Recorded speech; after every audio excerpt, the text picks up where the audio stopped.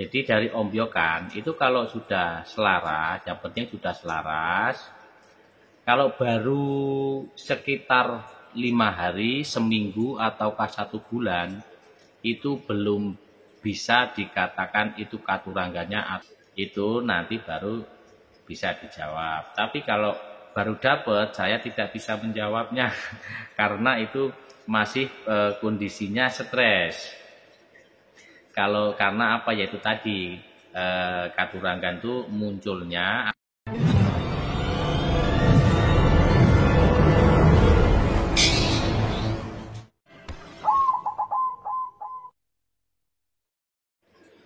Assalamualaikum warahmatullahi wabarakatuh. Salam rahayu, salam sejahtera untuk kita semua.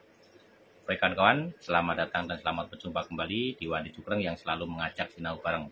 Dan untuk kali ini masih di jalur perkutut lokal alam. Baik kawan-kawan, sekarang Wandi Cukreng mau menjawab lagi ya pertanyaan. Ada yang bertanya tentang katurangan. Jadi katurangan itu kawan-kawan tuh banyak sekali yang bertanya tentang baru dapat katurangan atau baru dapat terus dibilangnya katurangan atau bukan. Dan yang bertanya rata-rata kebanyakannya itu habis dari ngombyok, mungkin 2 hari 3 hari itu terus ketemu yang begini, ketemu yang tidurnya di bawah, ataukah ketemu yang bagaimana, itu dipertanyakan. Jadi gini ya untuk kawan-kawan ya, saya jelaskan di sini. Untuk namanya perkutut katurangan itu yang pakem lamanya kan, kalau katurangan itu kan bentuk penyampaian dari asli atau sifat di karakter burung tersebut. Itu bentuk aslinya atau istilahnya memberitahu, ini loh karakter saya, kan gitu. Itu burung perkutut, ini loh saya ini seperti ini. Nah, dan energinya itu seperti ini. Itu ditunjukkan dengan apa? Dengan tingkah lakunya, terus dengan bentuk-bentuk bulunya, ataukah dari bentuk-bentuk badannya, termasuk anggota badannya. Nah, itu nanti ada katurangan. Nah, itu namanya katurangan, itu bentuk penyampaian. Karena di situ ada ciri mati, ciri laku, dan untuk yang lain-lain. Jadi kalau semuanya itu jadi namanya katurangan. Ada yang ciri mati, ciri laku, nah itu semuanya itu katurangan ya namanya. Jadi kalau mau melihara burung perkutut yang berkaturangan itu, kalau habis dari ngombyok, itu sebetulnya kita tidak harus ini katurangan ini katurangan itu. Karena apa? Karena memelihara burung perkutut katurangan yang bisa memang benar itu katurangan, itu kita harus merawatnya dulu. Kenapa? Karena munculnya katurangan atau menunjukkan jati dirinya atau aslinya karakternya itu kalau sudah burung perkutut itu sudah nyaman, sudah selaras dengan lingkungannya, syukur-syukur sudah selaras dengan yang merawatnya. Dan itu tidak bisa instan, bisa membutuhkan waktu lama.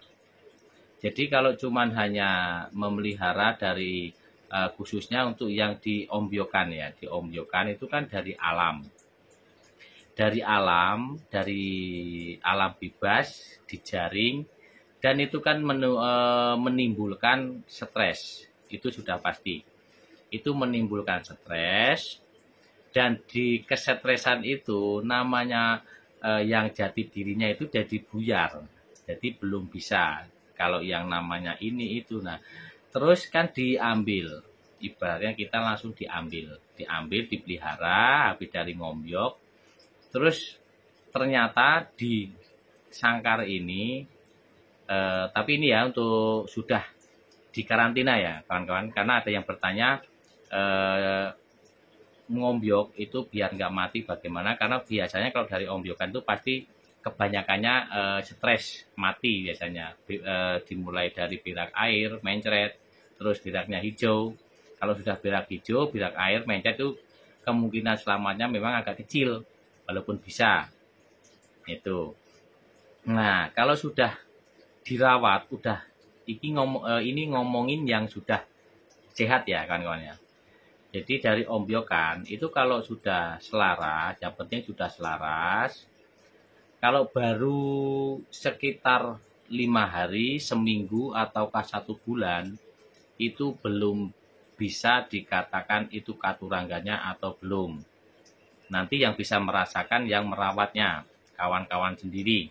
Nanti yang bisa merawatnya bisa merasakan ini sudah termasuk katuranggan atau belum. Nah, nanti kalau kawan-kawan sudah itu kalau mau bertanya itu nanti kalau sudah dirawat dulu baru ini kok dulu pernah begini tidur di bawah dan sekarang kok enggak. Nah, terus sekarang muncul bulu yang begini, muncul ibaratkan yang ini yang itu. Nah, itu nanti baru bisa dijawab. Tapi kalau baru dapat saya tidak bisa menjawabnya karena itu masih kondisinya stres. Kalau karena apa yaitu tadi katuranggan itu munculnya atau bisa tahu itu kalau sudah dirawat. Karena apa? Karena burung perkutut itu yang katuranggan atau jati dirinya menampakkan jati dirinya itu kalau sudah selaras dengan lingkungannya, dengan yang merawatnya, syukur-syukur. Nah, kan begitu. Jadi nantinya, oh, katurangganya begini begitu. Nggak jauh beda dengan kita sendiri. Kita sendiri kan kalau habis dibawa ke sono ke sini terus ke rumah orang ke tempat yang baru itu pasti linglung. Linglung bukan jati diri kita. Kita bertamu ke tempat orang.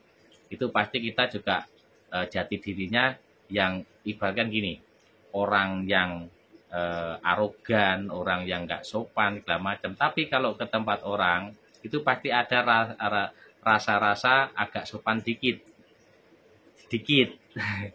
Sopan-sopan dikit. Tapi kalau sudah menginap di situ, sudah seperti orang ya biasalah, ibaratkan di situ udah lama. Itu pasti dengan tidak sadar kita sifat aslinya pasti keluar.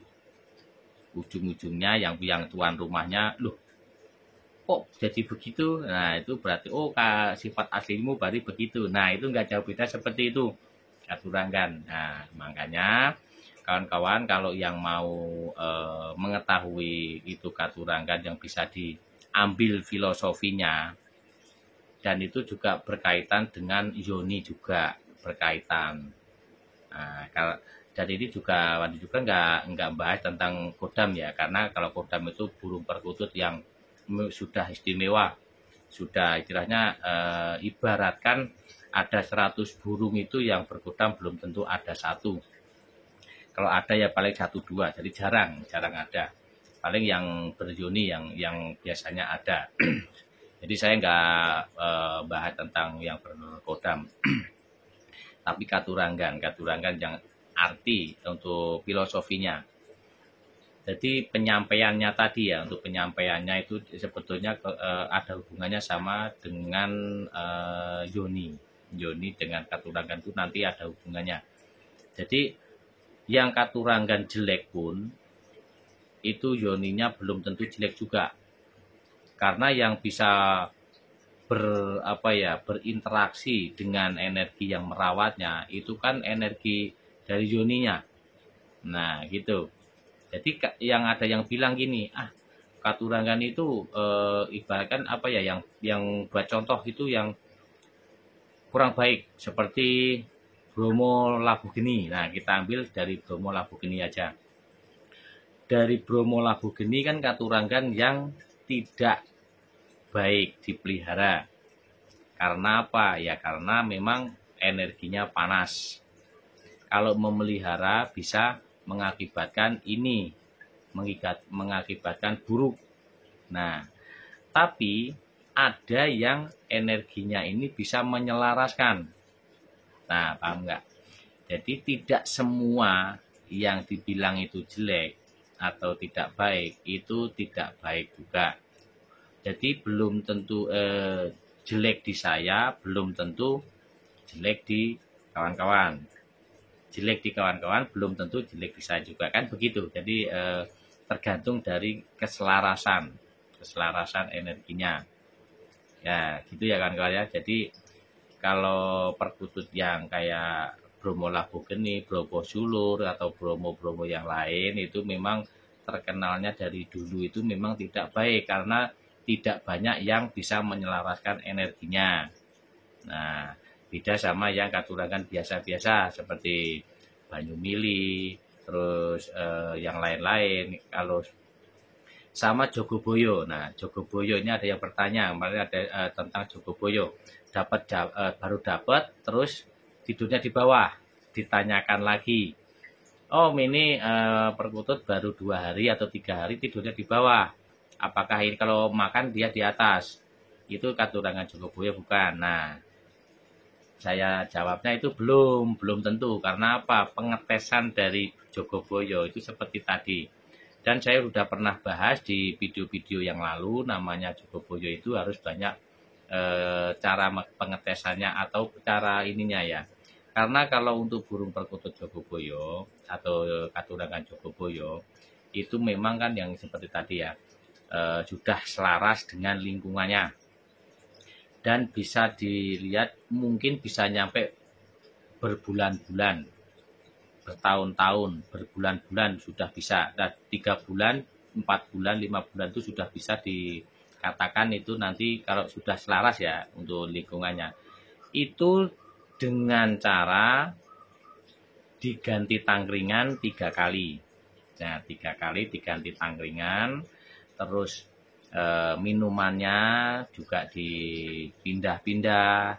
Kalau perlu sangkarnya diganti juga 3 kali, kalau nggak ada ya 2 kali, kalau nggak ada ya pakai cukup tangkringan aja dengan berbeda tangkringan. Dengan durasi seminggu ganti, seminggu ganti, seminggu ganti. Dengan beda model. Nanti apakah tidur di atas atau enggak. Itu dengan tujuan apa? Tujuannya kalau memang katurangan Jogoboyo walaupun diganti-ganti tangkringan tetap tidurnya di bawah. Nah, kalau tidak nyaman dengan tangkringannya, otomatis kalau sudah diganti tangkringan dia pasti nangis. Nah, gitu. Itu kalau kita melihara. Itu biasanya yang munculnya setelah dipelihara. Karena di alamnya kita nggak tahu tidurnya di mana. Biasanya tidurnya juga di bawah kalau di alam. Itu ya kawan-kawan, mudah-mudahan terjawab untuk pertanyaannya. Dan saya cukupkan. Kalau ada yang salah ya mohon dikoreksi. Kalau ada yang kurang ya mohon ditambahi. Dan saya akhiri. Assalamualaikum warahmatullahi wabarakatuh.